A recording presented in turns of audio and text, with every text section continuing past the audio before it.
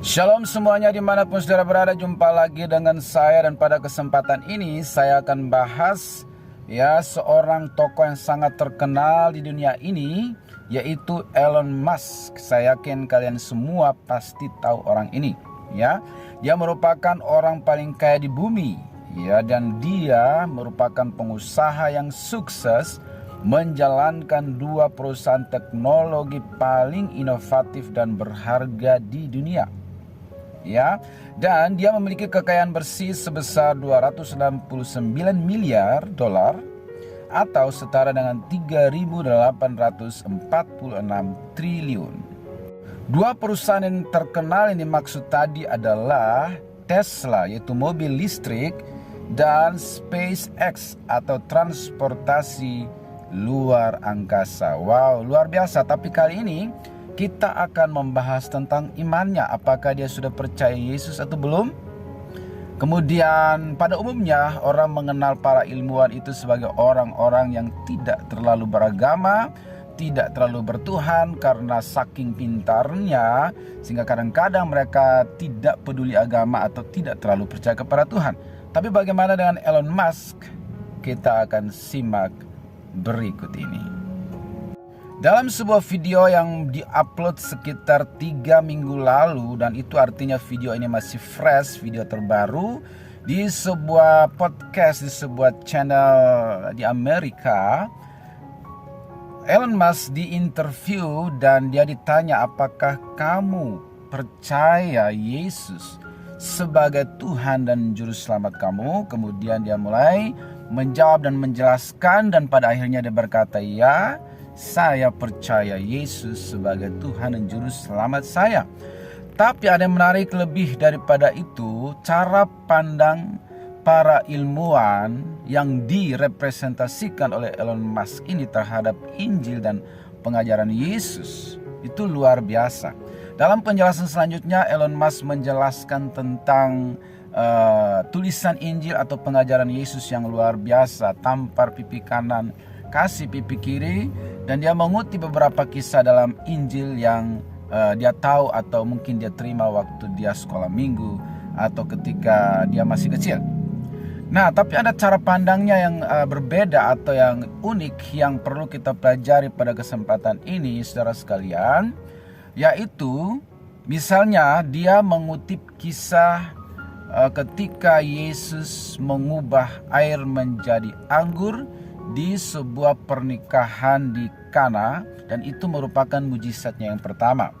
Elon Musk, mungkin kalau pendeta hari ini mengkhotbahkan topik ini, akan menekankan tentang kemampuan Yesus membuat mujizat. Lalu jemaat akan diajar untuk percaya bahwa selalu tersedia mujizat ketika ada masalah.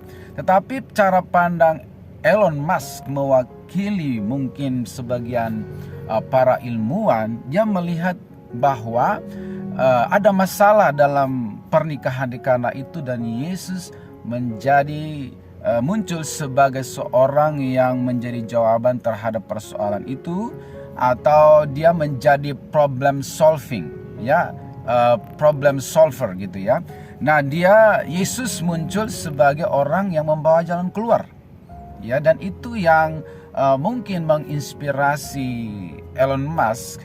Dia cara pandangnya terhadap Injil adalah bagaimana itu diaplikasikan dalam hidup untuk menjadi jawaban terhadap masalah di dunia ini, untuk menjadi jawaban bagi kebutuhan dunia ini, kebutuhan masyarakat. Sehingga dia melihat dari sisi yang berbeda, seperti contoh kisah mujizat air menjadi anggur di Kana. Dia melihatnya sebagai suatu kesempatan untuk menjadi jawaban dalam suatu pergumulan, persoalan atau kebutuhan. Contoh yang kedua yang dia kutip juga dalam interview ini adalah ketika Yesus memberi makan kepada 5.000 orang dengan 5 roti dan 2 ikan. Mungkin kalau kita mengkhotbahkannya juga hari ini, kita akan menekankan bahwa percaya ada mujizat Yesus sediakan. Tetapi Elon Musk melihat dari sisi yang berbeda. Dia justru bertanya atau menyelidiki dari mana Yesus mendapatkan 5 roti 2 ikan itu yang kemudian bisa menjawab kebutuhan 5.000 orang yang waktu itu belum makan atau lapar. Ya, sehingga dari sisi itu dia sebagai seorang ilmuwan, dia melakukan penemuan-penemuan dan inovasi-inovasi untuk menjadi jawaban yang nyata bagi dunia, bagi orang banyak, bagi masyarakat. Dan dengan cara pandang seperti Elon Musk ini terhadap Injil, dengan cara pandang demikian, maka terciptalah Tesla, mobil listrik yang akan menjadi jawaban di masa depan, di mana bahan bakar atau minyak bumi akan semakin habis, maka mobil listrik akan menjadi jawaban di masa depan. Itulah penerjemahan Injil dalam kehidupan sehari-hari. Kita hadir menjadi solusi, problem solver, menjadi jawaban bagi dunia ini. Begitu juga dengan SpaceX, ya, yang dia juga adalah CEO-nya, yaitu transportasi luar angkasa untuk memudahkan manusia dalam teknologi di masa depan. Injil, ya, diterjemahkan dalam kehidupan sehari-hari, kitalah, ya, yang hadir untuk menjadi solusi, jawaban bagi dunia, bagi masyarakat di sekitar kita. Dan semoga kita bisa belajar satu hal dari kesaksian Elon Musk, ya, yang saya ceritakan tadi. Semoga bermanfaat, guys. God bless you.